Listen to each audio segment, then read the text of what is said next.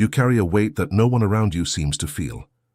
You look at the people by your side, at work, in your family, in the neighborhood, and you see that they move through life more lightly, more simply, without that persistent feeling that there is something greater happening, something you still cannot fully name. And in your most honest moments, the question you may have never verbalized aloud arises with force. Why does life feel more intense for me than for most? This question is not weakness. It is not exaggeration. It is not anxiety without cause. It is the first sign of a truth that will change, starting today, the way you view your own story. You were built differently. And everything you have always interpreted as a flaw, the sensitivity that seems like too much, the battles that do not cease, the loneliness that persists even in the middle of a crowd, the doubts about your own worth, is not evidence of a weak character. It is the mark of a strength that is being forged within you, with a precision that your rational mind does not yet grasp. Stay with me until the end of this video. What you will discover here is not empty motivation. It is a reorganization of your entire history, because when you truly understand who you are, nothing will keep you small again. Let us start at the beginning, with what you feel but probably never knew how to properly explain. There is an experience that has marked the lives of many people over the age of 35 in Brazil. It is that feeling of always being one step out of rhythm, of feeling too much in a society that values emotional anesthesia, of being deep in a culture that rewards superficiality, of caring about things that seem not to matter to most, and the most distressing part, wondering if this way of being is a gift or a burden. Researchers at the University of São Paulo, in studies on emotional processing and temperament, have identified a phenomenon that affects between 15 and 20% of the population worldwide, and which in Brazil has an especially marked expression given the cultural context of high socioeconomic pressure and rigid family expectations.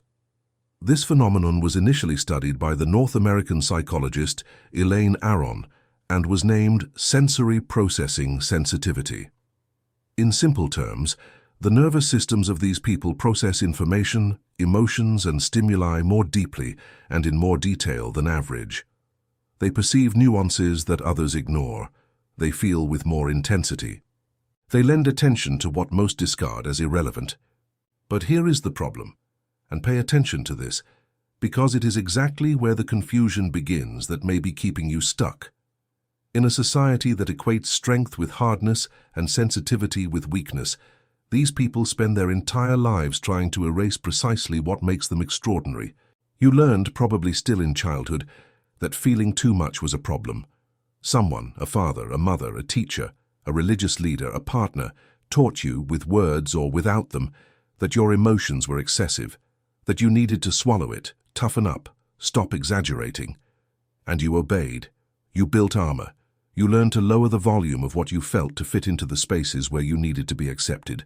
But here is what no one told you. You were not strengthening yourself by doing that. You were betraying the architecture of your own soul. If this touched something in you, I want to ask you one thing before continuing. If you are not yet subscribed to this channel, click the subscription button now. Because everything we are going to build together here is a long-term work, and you will want to be present for every piece that this puzzle will reveal. Now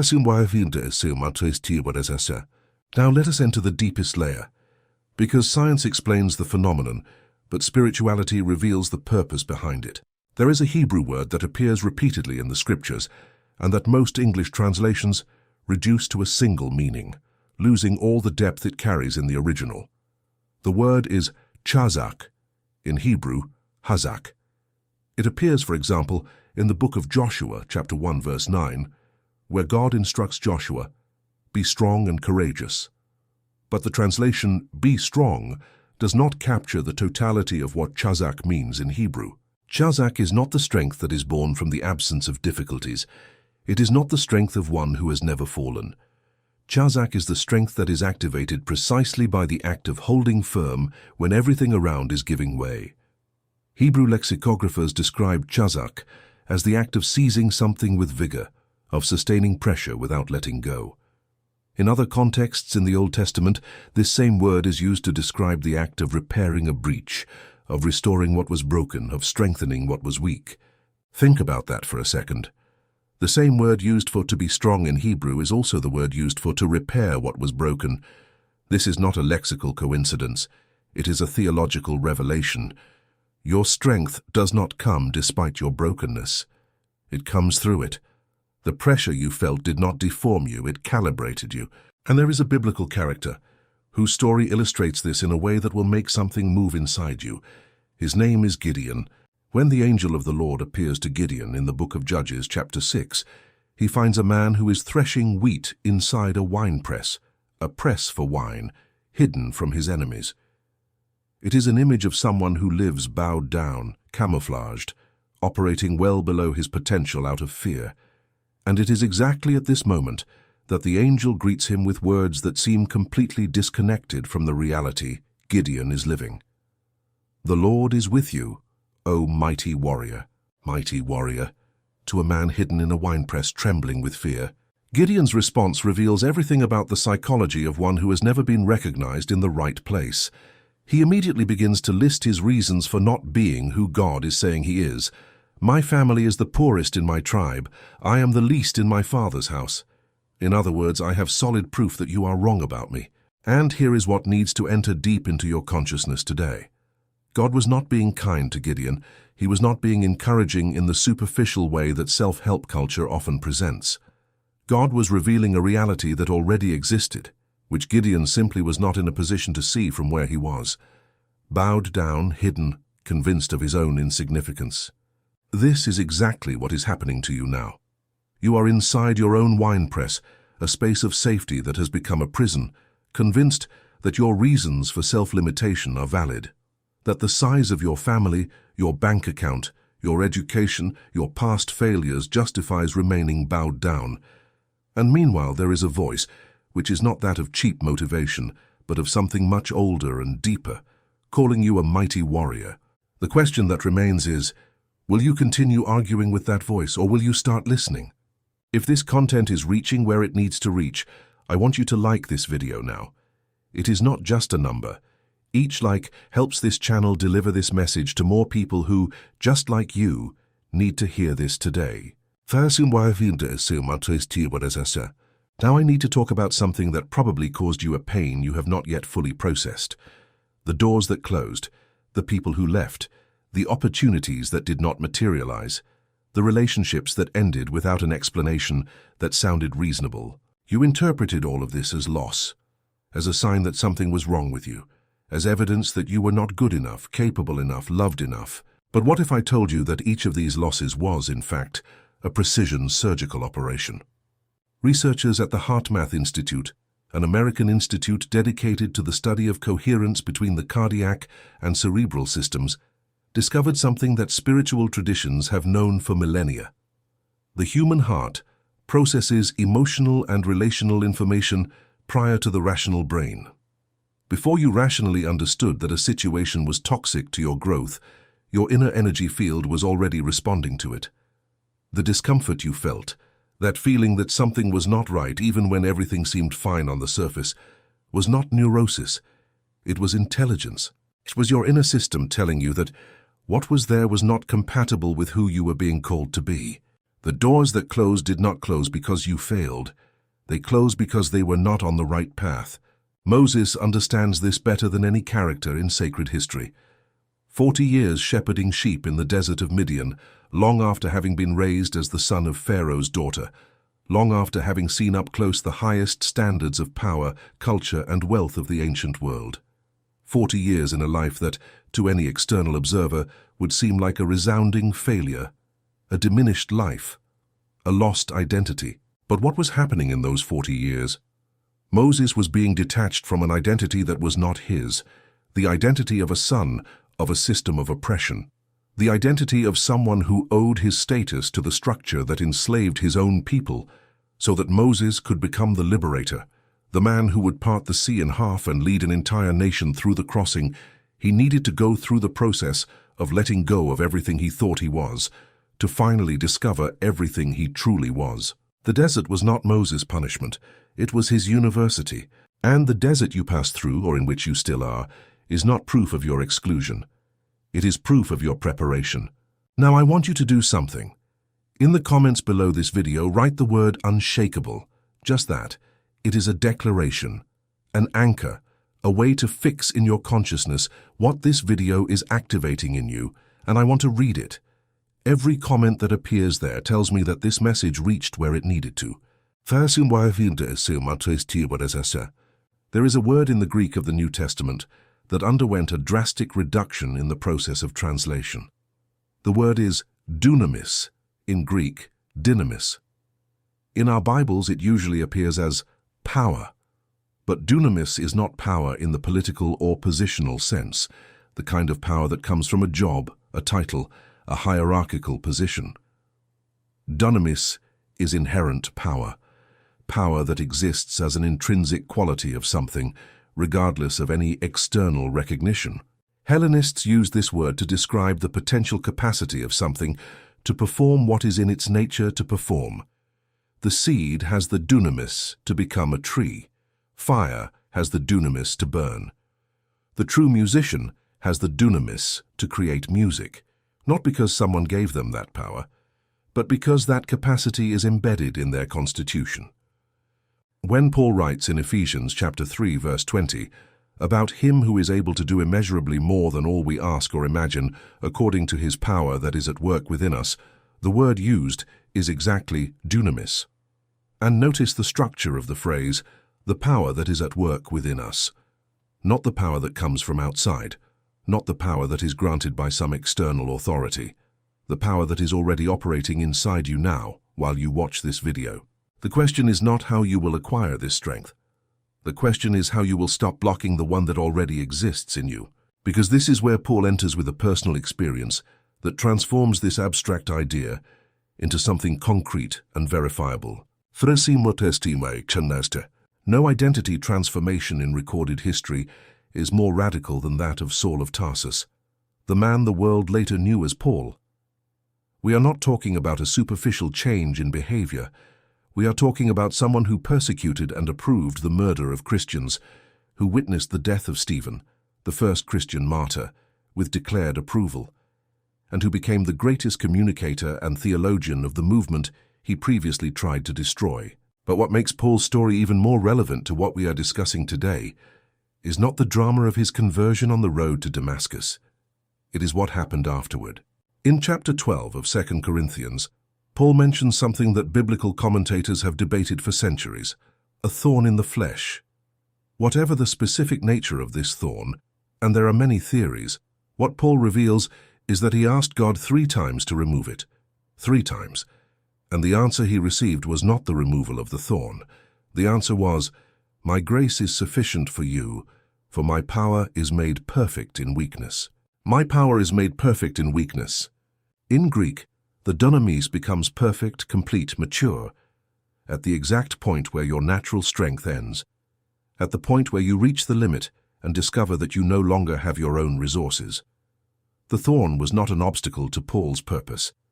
It was the instrument for deepening his dependence on something greater than himself, and, paradoxically, the vehicle through which the strength operating in him became more visible, more tangible, more powerful. Researchers at UNIFESP, in studies on psychological resilience in adults who faced significant trauma, identified a phenomenon they described as post-traumatic growth, a reality that contradicts the popular narrative that suffering only destroys. In studies conducted over years with Brazilian populations from different socio-economic strata, those who went through the most intense processes of pain and who developed tools to process them, whether psychological, spiritual, or communal, presented significantly higher levels of life purpose, clarity of values, and the capacity to positively influence their relational contexts than those who had not passed through equivalent pressures. Science calls this post-traumatic growth. Paul called it the power that is perfected in weakness. The name is different. The phenomenon is the same. Now I need to tell you something about the process you are living, or that you have already lived, and that probably no one explained to you with enough clarity. You were not being destroyed by the pressure. You were being sculpted by it. There is a fundamental difference between destruction and sculpture. Destruction is random. It has no intention, no final form, no purpose beyond fragmentation itself. Sculpture, on the other hand, looks like destruction from the outside. The marble is struck, broken, chipped, until a form emerges that was not visible in the raw stone, but that was always potentially there, waiting for the chisel. Every night of loneliness you crossed was a stroke of the chisel. Every relationship that ended and left you facing questions you preferred not to face, a stroke of the chisel. Every project that did not work out, every public or private humiliation, every moment you felt the ground giving way beneath your feet, a stroke of the chisel. Each of them was removing a layer of false identity. And what is false identity? It is the identity built on the approval of others. It is the version of you that learned to exist so as not to disappoint someone, a father, a mother, a spouse, a religious institution, a social group. It is the you that learned to lower your own voice so as not to generate conflict, that learned to make your own dreams small so as not to seem arrogant, that learned to suppress your own perception so as not to be seen as eccentric, difficult, too complicated. This false identity is not malice. It is adaptation. It is the survival system that children develop in environments where being too authentic generated punishment, emotional, relational, or physical. And this system was brilliant in the context in which it was created. The problem is that you grew up. The context changed, but the system continued operating, applying the survival rules of the past to the present. And this misalignment is what generates much of the anguish you feel. The Federal Council of Psychology, in data published on the mental health of the adult Brazilian population, points out that the age group between 35 and 55 is where there is the highest rate of silent identity crisis, the kind that does not appear in clinical diagnoses, but manifests as a diffuse feeling that the life being lived is not completely one's own, that there were detours on the path, that there is some version of oneself that was left behind. This perception is not depression, it is lucidity. It is the sign that something in you is ready for the final sculpture, for the removal of the last layers of what is not you, so that what is genuine can fully emerge. Before continuing, activate the notification bell now, because in the next video on this channel, we are going to enter into something that will directly complement what you are receiving today, about how to recognize and inhabit your real identity in daily life, in your relationships, in your financial and spiritual choices. Do not miss out on this. Now we reach the point that is the heart of everything. What to do with all this? How the strength that is inside you, which was forged, which was always there, begins to operate consciously in your life. The first thing that needs to happen is a change of reading, not of your circumstance, of your story. You probably have a narrative about your life that functions as a series of losses, failures, and detours. A narrative where the main character, you, is someone who tried, did not succeed, tried again, suffered, lost people, lost opportunities, and arrived here carrying an inventory of wounds that have not completely healed. This narrative is not wrong in the facts. It is wrong in the interpretation. The same set of events that, read from one perspective, tells the story of someone who suffered more than they should have, read from another perspective, reveals something completely different. Someone who was subjected to an intense formation process, who developed capacities that only develop under pressure, and who reached this moment of clarity with inner resources that most people who lived a quieter life simply do not possess. Deep empathy does not develop without pain. Genuine wisdom does not develop without error. Real compassion, not the performative compassion of social networks, but the kind that looks into the eyes of someone who is breaking and knows what to do, does not develop without a personal crossing. You have all of this. You paid the price for all of this. And now the time has come to recognize what you possess, instead of continuing to lament what you lost. Researchers at Fiocruz, in studies on subjective well-being and social cohesion in Brazil, identified that one of the greatest predictors of perceived quality of life in adults over 35 is not income, not education level, not marital status. It is what they termed sense of narrative coherence, the ability to look at one's own story and find in it a thread of meaning that connects the past to the present and points to a possible future. When you can read your story not as a series of accidents, but as a process with purpose, when you stop seeing your sufferings as execution errors and start seeing them as necessary components of your formation, something reorganizes internally. It is not an illusion. It is not surface positive thinking. It is a cognitive and spiritual reorientation that has measurable effects on neuroplasticity, the immune system, and decision-making capacity. The second thing that needs to happen is a repositioning of your sensitivity. You need to stop apologizing for the fact that you feel deeply. You need to stop treating yourself as a problem for perceiving what others ignore. You need to stop diminishing your intuition, that internal voice that frequently knows before the rational mind can process, as if it were exaggeration or emotional immaturity. Studies by the HeartMath Institute demonstrated that the heart possesses a semi-independent nervous system with approximately 40,000 neurons capable of processing and sending information to the brain, not just the other way around, as was thought until a few years ago. This cardiac system processes especially relational and emotional signals, and in people with high sensory processing capacity, this information pathway operates with extraordinary precision. What you call intuition has a neurophysiological substrate. It has a measurable basis. It is not superstition. It is advanced biology. And in the field of spirituality, this same capacity has a name that resonates with what God said about those he sets apart for himself. The Hebrew word Gibor, in Hebrew, Givor, normally translated as mighty warrior or hero, Gibor in the Old Testament describes not just physical strength but a combination of vigor, valor, and excellence of character. It is the word used in Proverbs 31 to describe the virtuous woman, a woman of Gibor.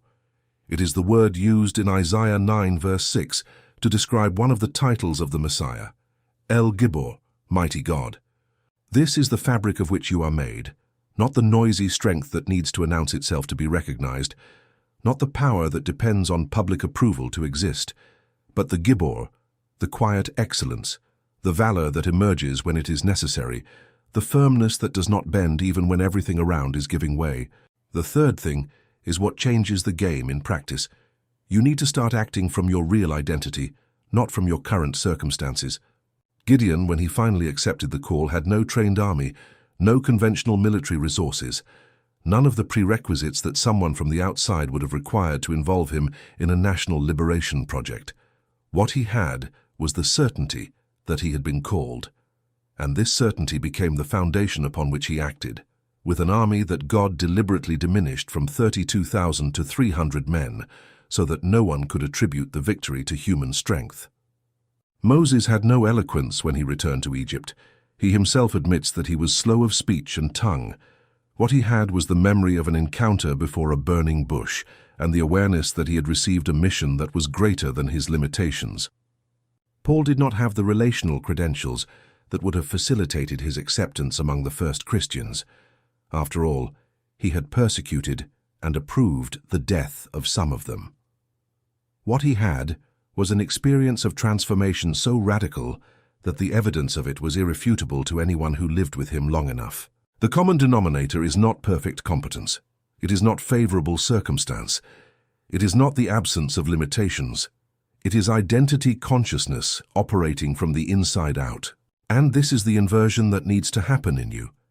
Instead of waiting for your circumstances to change for you to start acting like who you really are, instead of waiting for approval, resources, the right moment, the absence of fear, you start acting from who you are and the circumstances respond to that action. This is not naive. It is not disconnection from reality. It is the principle that quantum physics, cognitive psychology, and biblical theology describe with different languages, but with the same foundation. The internal state of a system influences the configuration of what the system attracts and encounters in the external environment, or, as the scriptures put it much more directly, as a man thinks in his heart, so is he. There is something I want to tell you directly before closing this video. Something that is not rhetoric, not a formula, not a motivational script. You made it here, not just to the end of this video. You made it to this moment in your life with everything it cost you to get here.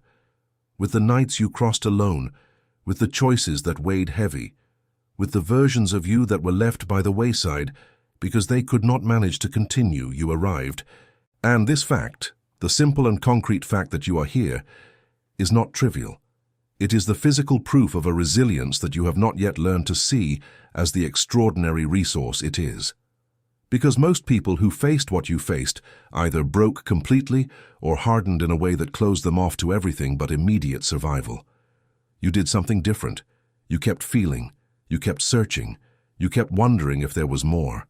This movement, this refusal to resign yourself to the lesser part of yourself, is the mark of what the scriptures call the chosen. Not chosen in the sense of superior, not chosen as a distinction over others, chosen in the sense of set apart for something specific, called to a function that required a formation that hurt, prepared by a process that looked like destruction, but was, with every stroke, the work of the craftsman upon the material he knows better than anyone. The strength you always sought outside, in validations, in approvals, in external achievements that, when they arrived, never completely filled the space they were supposed to fill, was always inside you. It is not loud. It does not need a stage. It does not depend on an audience. It is a serene firmness that begins to operate when you stop looking for it where it never was and start recognizing it where it has always been. And with this perception, your outer world also begins to reorganize, not because circumstances magically change, but because you change the way you navigate them, because you stop asking permission to be who you are, because you stop apologizing for the depth that inhabits you, because you start treating your spiritual radar, this sensitivity that distinguishes you, not as a problem to be managed, but as a gift to be exercised. You have no idea who you really are, but you are beginning to, and that changes everything. If this video touched something in you, if something here made sense in a way that goes beyond the intellectual, share it with someone who needs to hear this today. You do not need to explain. You do not need to contextualize. Just send it. Because sometimes the right message arrives by the hand of someone who cares enough to pass it on. And you can be that person for someone who is in the dark now, exactly where you have already been. I will see you in the next video. And when you get there, I guarantee that what you will find will make sense in an even deeper way than what you received here today.